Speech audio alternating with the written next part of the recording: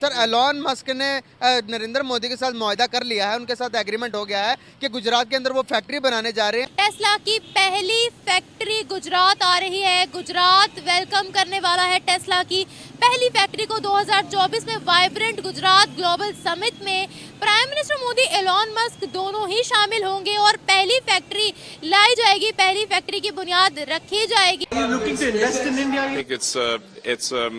It's quite likely that there will be a significant investment and relationship with India in the future. That's big news. What made you change? Bharat के साथ हमारे ताल्लुकात में कोई interaction नहीं हुआ। इस साल मुल्क की तारीख में पहली मर्तबा महंगाई की जो मजमूई शरह थी वो 42% से ज्यादा रही। सारी इंटरनेशनल जो बड़ी मार्केट है वो उधर जा रही है, वो कंपेयर कर रहे हैं चाइना के साथ। 1 किलो चावल की कीमत में 100 रुपए का इजाफा और 90 रुपए किलो वाली चीनी 150 तक जा पहुंची। हर एक इंसान, जो हर एक वेस्टर्न सिविलाइजेशन को पता है कि आपकी सिर्फ दो ही चीजें आप जो है वो बेच रहे हैं, और बड़े दहशतगर्दी बेचते रहे आप। 20 किलो आटे का थैला 1517 रुपए से बढ़कर 2787 का हुआ।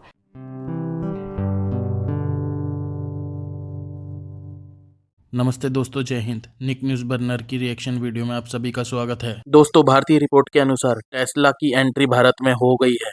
दोस्तों, टेस्ला भारत में अगले साल जनवरी में भारत में पहला टेस्ला प्लांट लगाने की घोषणा करेगा। दोस्तों, दुनिया की सबसे बड़ी इलेक्ट्रिक वाहन कंपनी निर्माता गांधीनगर में होने जा रही गुजरात समिट के 2024 के दौरान इसकी घोषणा करेगी। इस घोषणा के दौरान कंपनी के निर्माता एलोन मस्क भी मौजूद हो सकते हैं। एलोन मस्क अपने मैन्युफैक्चरिंग प्लांट लगाने के लिए सरकार के साथ बातचीत कर रहे हैं ताकि मैन्युफैक्चरिंग प्लांट लगाने के लिए पर्याप्त जमीन मिल सके। टेस्ला मैन्युफैक्चरिंग प्लांट सानंद में लगाने की संभावना है। रिपोर्ट के अनुसार जहां टेस्ला का प्लांट लगने जा रहा है वहां पहले से ही टाटा मोटर जैसे कार निर्माता पहले से ही हैं। ऐसे में टेस्ला को कई चुनौतियों का सामना करना पड़ सकता है। गुजरात में अन्य भारतीय कार निर्माता जैसे सुजुकी, मारुति और एमजी मोटर्स के प्लांट भी हैं, और भारत में पहला टेस्ला प्लांट लगने से पाकिस्तान सत्ते में है। तो दोस्तों, चलते हैं आगे की वीडियो की तरफ। धन्यवाद। एलॉन मस्क ने नरेंद्र मोदी के साथ मुआहदा कर लिया है, उनके साथ एग्रीमेंट हो गया है कि गुजरात के अंदर वो फैक्ट्री बनाने जा रहे हैं। पर कार की कीमत 1 साल में के अंदर 5 लाख कार बनाएंगे और उसके साथ उस कार की मालियत होगी 20 लाख रुपए। कैसे देखते हैं आप? थोड़ा सा बताएंगे उनको क्या बेनिफिट्स होगा टेस्ला उधर जाएगा तो? सर डेफिनेटली बहुत ज़्यादा उनकी इकोनॉमी को बहुत ज़्यादा बूस्ट करेगा। जो उनकी बहुत सारी जो इतनी बड़ी इकोनॉमी है, जो पेट्रोल है, जो ऑयल की मद के अंदर उनको बहुत सारा रेवेन्यू उनका बचेगा। डेफिनेटली उनकी मार्केट के ऊपर वही जो पैसे जो उधर से होंगे वो इधर कर लगा सकेंगे। तो उसके ऊपर जो है आवाम को भी सबसे बड़ा बेनिफिट ये है कि उनको सहूलत अच्छी मिल जाएगी, सस्ती ट्रांसपोर्ट मिल जाएगी, सस्ती इंडस्ट्री उनकी चलेगी, तो डेफिनेटली मुल्क बूम करेगा।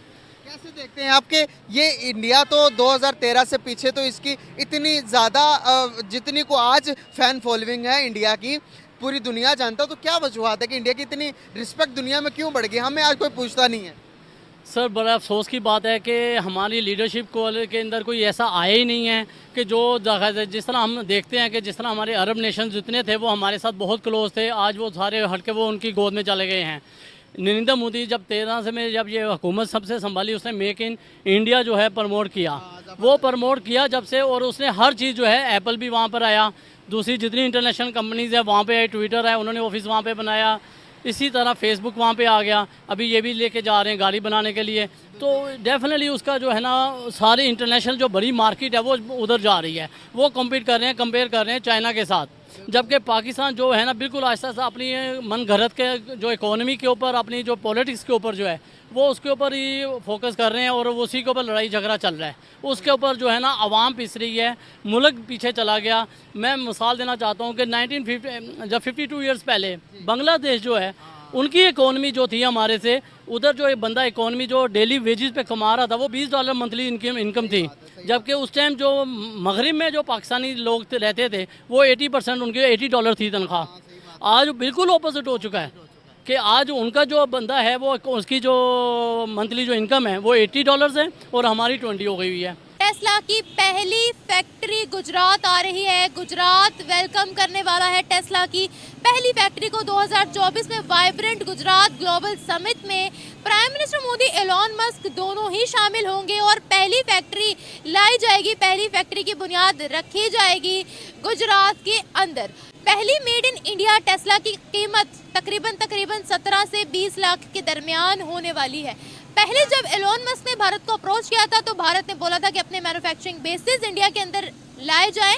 इस पर कुछ नोकझोंक हुई थी और मुआहिदा तय नहीं पाया था, लेकिन अब एलॉन मस्क ने दोबारा भारत को अप्रोच किया है और मैन्युफैक्चरिंग बेसिस आ रही हैं भारत के अंदर। इसी बारे में पाकिस्तानी अवाम को बताते हैं कि बड़े बड़े बिजनेसमैन आ रहे हैं भारत के अंदर, खुद अप्रोच कर रहे हैं। हमारे यहाँ से छोटे छोटे बिजनेसमैन भी मुल्क छोड़कर जा रहे हैं, हमें बायकॉट कर रहे हैं। क्या वजूहात है इसके पीछे की? और टेस्ला की पहली फैक्ट्री आ रही है गुजरात। यहाँ से टेक्सटाइल सारी भी शिफ्ट हो गई है। डेफिनेटली टोटल वहाँ पे जा चुके हुए हैं। और मुझे हैरानकुन बात यह है कि वहाँ पर टोटल अगर आप देखें तो वो रॉ मटेरियल जो है वो एक्सपोर्ट करता है, इम्पोर्ट करता है वो, जबकि हमारे पास धागा हमारा अपना है, कॉटन की कपास हम दुनिया में 5वां बड़ा मुल्क है। उसके बावजूद हम जो है अपने वो चाइना से मंगवा रहे हैं, वो बांग्लादेश से मंगवा रहे हैं। आज इंटरनेशनल जितनी मार्केट्स है वो इंडिया के पास है, बांग्लादेश के पास है, हम तो कहीं भी नज़र नहीं आ रहे हैं। सर कैसे देखते हैं कि एक टाइम था हमारी ज़रूरी चीज़ें बाहर जाती थी, हर एक मुल्क के अंदर हमारी चीज़ें जाती थी, लेकिन आज के इस टाइम के अंदर इंडिया ने अपने रिप्लेस कर दिया पूरी की पूरी दुनिया के अंदर। आप चाइना के अंदर इवन के जितना को इंडिया चाइना से इंपोर्ट करता है उससे कहीं गुना ज़्यादा वो एक्सपोर्ट भी करता है चाइना को। हम सिर्फ इंपोर्ट ही करते आ रहे हैं। क्या कोई मुल्क बगैर एक्सपोर्ट किए चल सकता है? कभी भी नहीं चल सकता सर।